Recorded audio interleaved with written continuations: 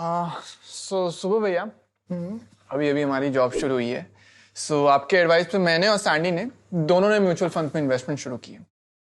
Bro, speak for yourself. मैं फिलहाल अभी एंजॉय करूंगा एंड बाद में ना मैं तुमसे ज्यादा इन्वेस्टमेंट करूंगा and I know I will catch up with you. Sandy, अगर तुम कुछ सालों बाद इन्वेस्ट करोगे then you won't have the same benefits as Andy. In fact, you will suffer from what is known as the cost of delay. Even if he invest more money than me. और ये cost of delay क्या होता है? एक बात बताओ, तुम दोनों अपनी सेविंग्स के साथ क्या करने वाले हो? हॉलिडे पे जाऊंगा, गाड़ी खरीदूंगा, रिटायरमेंट होम बनाऊंगा। ओके।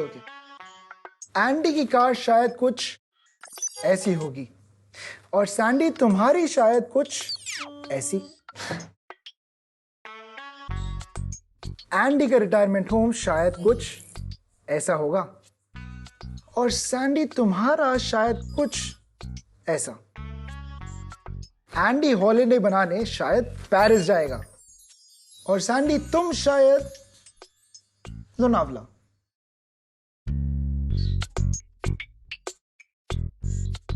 पर ऐसा क्यों? अगर कुछ सालों बाद मैं एंडी से ज्यादा इन्वेस्टमेंट करूंगा तो भी उसके पास मुझसे सब कुछ बड़ा और बेहतर कैसे हो सकता है? Because of compounding, early investments will make Andy more money, and while staying invested, Andy का पैसा और पैसा बनाएगा, लेकिन तुम कॉस्ट ऑफ डिले की वजह से कैच अप नहीं कर पाओगे।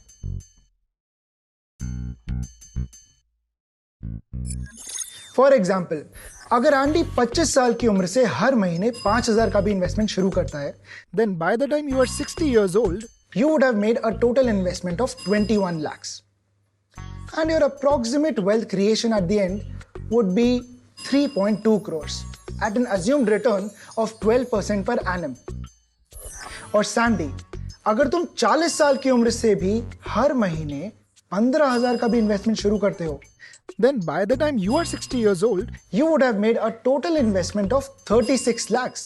लेकिन तुम्हारा approximate wealth creation होगा of only 1.5 crores at the same assumed return of 12% per annum. This means that you would make 1.7 crores less than Andy, even though you have invested 3 times more than him every single month. इसे कहते हैं cost of delay. और अगर Andy 1 साल late शुरू करता है तो उसे कितना कॉस्ट ऑफ डिले लगेगा? 1 साल? अगर एंडी अपना इन्वेस्टमेंट 1 महीना भी लेट शुरू करता है, then he would be losing out on a lot of wealth. और अगर बात करें 1 साल की, then approximately 40 lakhs, which means that instead of 3.2 crores, Andy बनाएगा 2.8 crores. पर ऐसा क्यों? This is because of power of compounding. Andy अपने पैसों को मल्टीप्लाई और कंपाउंड होने के लिए तुमसे ज्यादा टाइम दे रहा है। जहां एंडी 35 सालों के लिए इन्वेस्ट कर रहा है, वहीं तुम सिर्फ 20 सालों के लिए इन्वेस्ट कर रहे हो। अब तुम लोग खेलो, मैं जा रहा हूं। कहां जा रहा है? अच्छा, लोनावाला जा रहे भाई साहब। To reduce the cost of delay. ले चिकी खा। अरे सही है। हाँ, म्यूचुअल फंड सही है।